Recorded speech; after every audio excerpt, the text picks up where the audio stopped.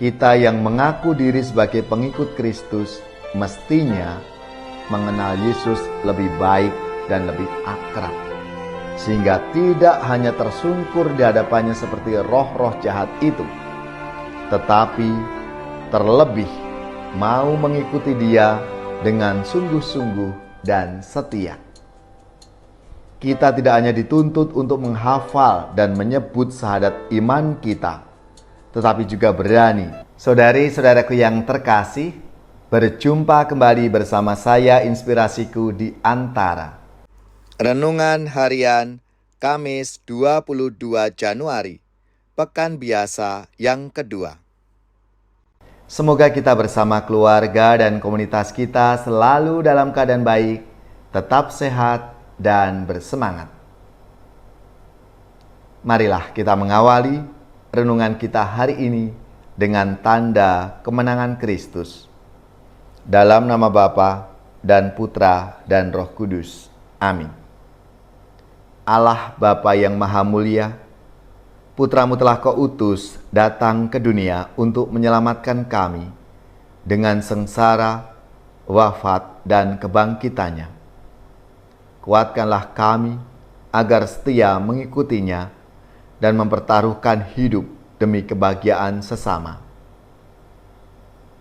Semoga kami mampu berdamai dan bekerja sama dengan sesama. Dengan pengantaraan Yesus Kristus Putra-Mu Tuhan kami, yang bersama dengan Dikau dalam persatuan Roh Kudus, hidup dan berkuasa Allah sepanjang segala masa. Amin. Dalam nama Bapa dan Putra dan Roh Kudus. Amin. Inspirasi kita hari ini dari Injil Suci menurut Markus bab 3 ayat 7 sampai 12. Marilah kita siapkan kitab suci kita masing-masing. Kita akan membaca bersama-sama lalu merenungkannya. Sekali peristiwa, Yesus menyingkir ke Danau Galilea bersama murid-muridnya, dan banyak orang dari Galilea mengikuti Dia. Juga dari Yudea, dari Yerusalem, dari Idumea, dari seberang Yordan, dan dari daerah Tirus, serta Sidon. Datanglah banyak orang kepadanya, sesudah mereka mendengar segala yang dilakukannya. Karena orang banyak itu, Yesus menyuruh murid-muridnya menyediakan sebuah perahu baginya. Jangan sampai Dia terhimpit oleh mereka. Sebab Yesus menyembuhkan banyak orang, sehingga semua penderita penyakit berdesak-desak ingin dijamah olehnya. Bila mana roh-roh jahat melihat Yesus, mereka jatuh tersungkur di hadapannya dan berteriak, "Engkaulah Anak Allah." Tetapi dengan keras Yesus melarang mereka memberitahukan siapa Dia. Demikianlah sabda Tuhan. Terpujilah Kristus. Saudari-saudaraku yang terkasih, kalau kita merenungkan sabda Tuhan hari ini, kita bisa menyimpulkan bahwa Yesus punya kuasa atas dunia ini, termasuk atas roh-roh jahat yang seringkali datang mengganggu Yesus dan mengganggu para pengikutnya. Para roh jahat yang melihat Yesus tersungkur di hadapannya dan berteriak, "Engkaulah Anak Allah." Saudari-saudaraku yang terkasih, kita yang mengaku diri sebagai pengikut Kristus mestinya mengenal Yesus lebih baik dan lebih akrab, sehingga tidak hanya tersungkur di hadapannya seperti roh-roh jahat itu, tetapi terlebih mau mengikuti Dia dengan sungguh-sungguh dan setia. Kita tidak hanya dituntut untuk menghafal dan menyebut syahadat iman kita, tetapi juga berani dengan penuh komitmen menjadi saksi keilahian Yesus di tengah-tengah masyarakat kita, lewat ucapan dan tingkah laku kita sehari-hari. Kita dikenal sebagai pengikut Kristus lewat jalan cinta dan belas kasih. Saudari-saudaraku yang terkasih, maka marilah kita mewujudkan rahmat dan kasih Tuhan itu dalam hidup kita. Tuhan telah memberikan contoh teladan lewat pengajarannya dan karya pelayanannya. Maka marilah kita sebagai murid-murid Yesus juga melakukan hal yang sama, menjadi saksinya dalam hidup kita di dunia ini. Ya Bapa, semoga kami mampu mengalahkan kuasa roh jahat dalam diri kami dan dalam diri orang lain dengan taat dan setia kepada Putramu Yesus Kristus, Imam Agung dan Penyelamat kami.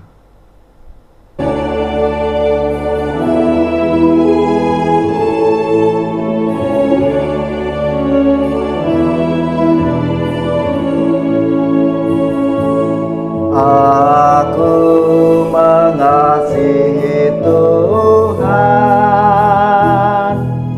Dia sumber kekuatan. Hidupku kan menjadi aman dalam lindungannya. Kala musuh menyerbu, merebut harta milikku, dilepaskan panahnya, diserahkanlah mereka. Aku mengasihi Tuhan, Dia sumber kekuatan. Hidupku kan menjadi aman dalam lindungannya. Dari kaum pendengki yang jahat berhati kecil, aku dibebaskannya selama dalam tangannya. Aku mengasihi Tuhan, Dia sumber kekuatan.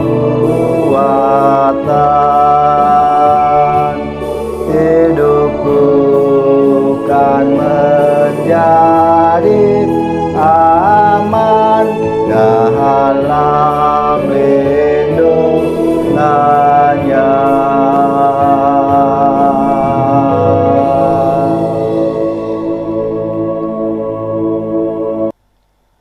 Saudari-saudaraku yang terkasih, marilah kita mengakhiri renungan kita hari ini dengan mohon berkat Tuhan, dan kita akan menerima tugas perutusan. Marilah kita siapkan hati kita untuk menerima berkat-Nya. Semoga saudari-saudara sekalian, keluarga-keluarga dan komunitas kita, orang-orang yang kita doakan, mereka yang sakit, yang menderita, seluruh tugas, belajar, pekerjaan, usaha, serta karya pelayanan kita dibimbing, dilindungi dan diberkati oleh Allah yang Maha Kuasa, Bapa dan Putra dan Roh Kudus. Amin.